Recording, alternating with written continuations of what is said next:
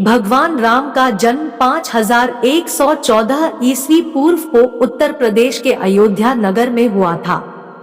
जैन धर्म के प्रथम तीर्थंकर भगवान ऋषभदेव का जन्म भी अयोध्या में हुआ था। आक्रांताओं के आने के पहले यहाँ हिंदू, जैन और बौद्ध धर्म के सैकड़ों मंदिर और स्तूप थे। दो तथ्य कहते हैं कि विदेशी आक्रांता बाबर के आदेश पर सन 1527 से 28 में अयोध्या में राम जन्मभूमि पर बने भव्य राम मंदिर को तोड़कर एक मस्जिद का निर्माण किया गया। कालांतर में बाबर के नाम पर ही इस मस्जिद का नाम बाबरी मस्जिद रखा। 3 जब मंदिर तोड़ा जा रहा था तब जन्मभूमि मंदिर पर सिद्ध महात्मा श्यामानंद जी महाराज का अधिकार था। उस समय भीटी के राजा महताब सिंह बद्रीनारायण ने मंदिर को बचाने के लिए बाबर की सेना से युद्ध लड़ा। कई दिनों तक युद्ध चला और अंत में हजारों वीर सैनिक शहीद हो गए। 4 इतिहासकार कनिंघम अपने लखनऊ गजेटियर के 66वें अंक के पृष्ठ 3 पर लिखता है कि 1,74,000 हिंदुओं की लाशें गिर जाने के पश्चात मीर बकी अपने मंदिर ध्वस्त करने के अभियान में सफल हुआ।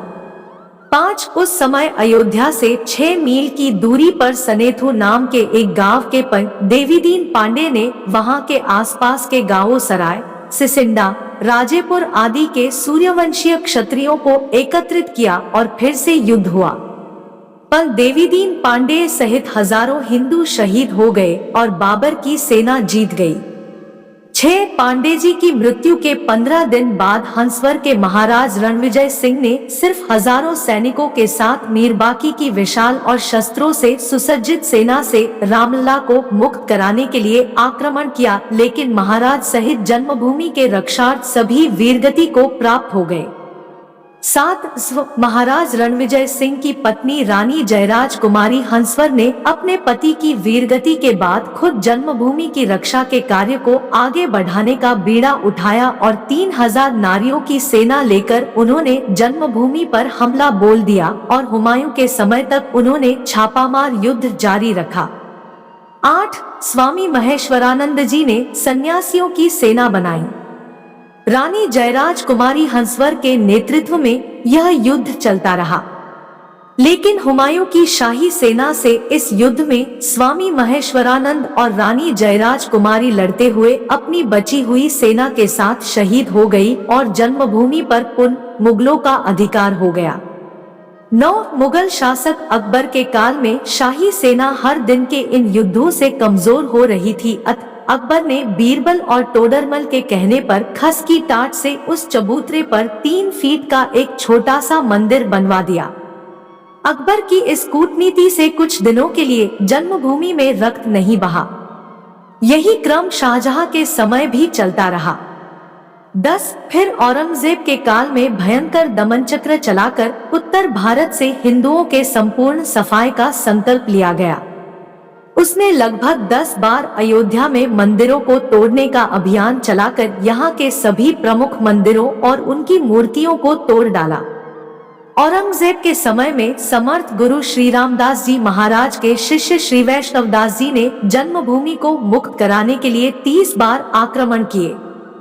11 नासिरुद्दीन हैदर के समय में मकरही के राजा के नेतृत्व में जन्मभूमि को पुनः अपने रूप में लाने के लिए हिंदुओं के 3 आक्रमण हुए, जिसमें बड़ी संख्या में हिंदू मारे गए। इस संग्राम में भीटी, हंसवर, मकरही, खजूरहट, दियरा, अमेठी के राजा गुरुदत्त सिंह आदि सम्मिलित थे। हारती हुई हिंदू सेना के साथ वीर चिमटाधारी साधुओं की सेना आ मिली और इस युद्ध में शाही सेना को हारना पड़ा और जन्मभूमि पर पुनः हिंदुओं का कब्जा हो गया। लेकिन कुछ दिनों के बाद विशाल शाही सेना ने पुनः जन्मभूमि पर अधिकार कर लिया और हजारों राम भक्तों का कत्ल कर दिया गया। 12 नवाब वाजिद अली शाह के समय में पुनः हिंदुओं ने जन्मभूमि के उद्धारार्थ आक्रमण किया गया। फैजाबाद गजेटियर में कनिंघम ने लिखा, इस संग्राम में बहुत ही भयंकर खून खराबा हुआ। 2 दिन और रात होने वाले इस भयंकर युद्ध में सैकड़ों हिंदुओं के मारे जाने के बावजूद हिंदुओं ने श्री राम जन्मभूमि पर कब्जा कर लिया। इतिहासकार कनिंघम लिखता है, कि ये अयोध्या का सबसे बड़ा हिंदू मुस्लिम बलवा था।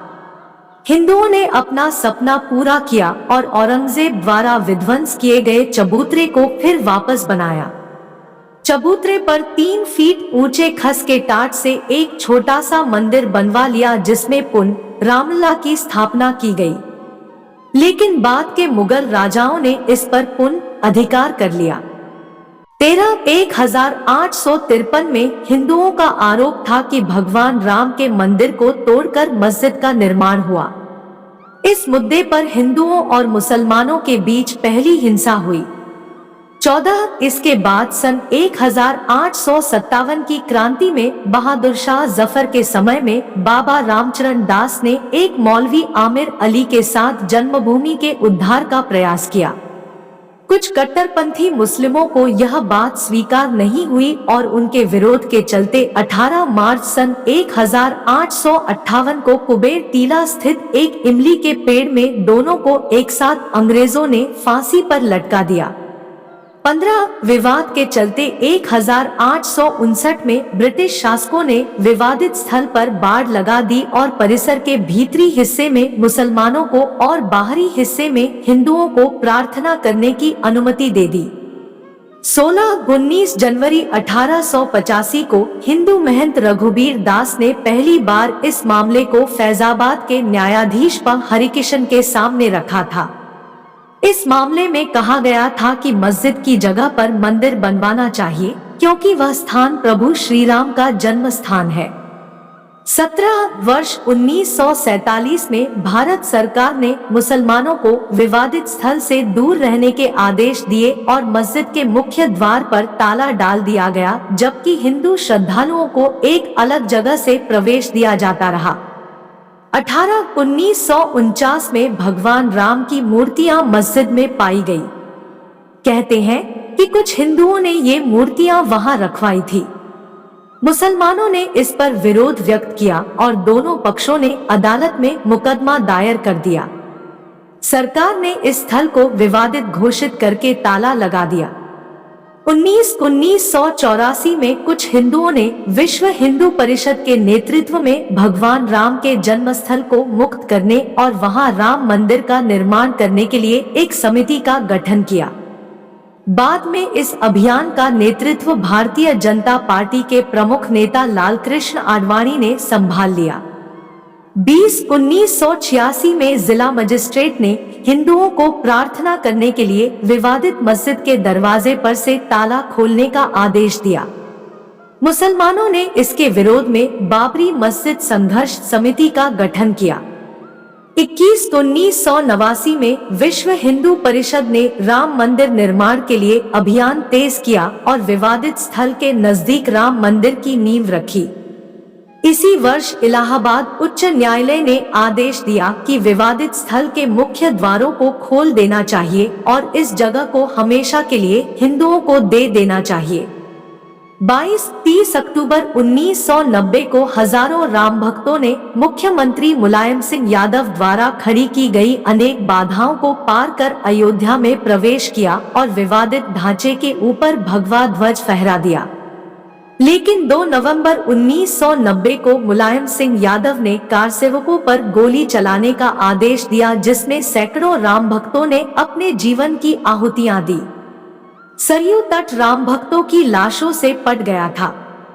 इस हत्याकांड के बाद अप्रैल 1991 को उत्तर प्रदेश के तत्कालीन मुख्यमंत्री मुलायम सिंह यादव को इस्तीफा देना पड़ा।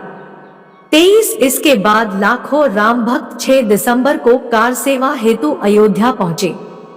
6 दिसंबर 1992 को बाबरी ढांचा ढहा दिया गया, जिसके परिणाम स्वरूप देश भर में दंगे हुए। इसी मसले पर विश्व हिंदू परिषद के नेता अशोक सिंघल, भाजपा नेता आडवाणी, यूपी के पूर्व मुख्यमंत्री कल्याण सिंह, मुरली मनोहर जोशी और मध्य प्रदेश की पूर्व सीएम उमा भारती सहित 13 नेताओं के खिलाफ आपराधिक साजिश का मुकदमा चलाने की मांग की गई थी। 6 दिसंबर 1992 को जब विवादित ढांचा गिराया गया, उस समय राज्य में कल्याण सिंह की सरकार थी। उस दिन सुबह करीब 10.30 बजे हजारों लाखों की संख्या में कारसेवक पहुंचने लगे। दोपहर में 12 बजे के करीब कारसेवकों का एक बड़ा जत्था मस्जिद की दीवार पर चढ़ने लगता है। लाखों की भीड़ को संभालना सभी के लिए मुश्किल हो गया। दोपहर के 3:40 पर पहला गुंबद भीड़ ने तोड़ दिया और फिर 5 बजने में जब 5 मिनट का वक्त बाकी था तब तक पूरे का पूरा विवादित ढांचा जमींदोज हो चुका था। भीड़ ने उसी जगह पूजा अर्चना की और रामशिला की स्थापना कर दी। पुलिस के आला अधिकारी मामले की गंभीरता को समझ रहे थे। गुंबद के आसपास मौजूद कारसेवकों को रोकने की हिम्मत किसी में नहीं थी। मुख्यमंत्री कल्याण सिंह का साफ आदेश था कि कारसेवकों पर गोली नहीं चलेगी। 1527 से 28 ईस्वी में बाबर के सेनापति मीर बाकी ने अयोध्या में श्री राम जन्मभूमि पर मंदिर को तोड़ा था, जिसका पंडित देवीदीन पांडे के नेतृत्व में युद्ध के रूप में पहला विरोध किया गया था। तब से लेकर आज तक 77 से अधिक युद्ध और सैकड़ों दंगे हो चुके हैं, जिसमें लाखों कारसेवकों की जानें चली गई। इस पवित्र स्थल हेतु श्री गुरु गोविंद सिंह जी महाराज, महारानी राजकुंवर तथा अन्य कई विभूतियों ने भी संघर्ष किया। दोस्तों, वीडियो अच्छा लगा हो तो वीडियो को लाइक और शेयर करें।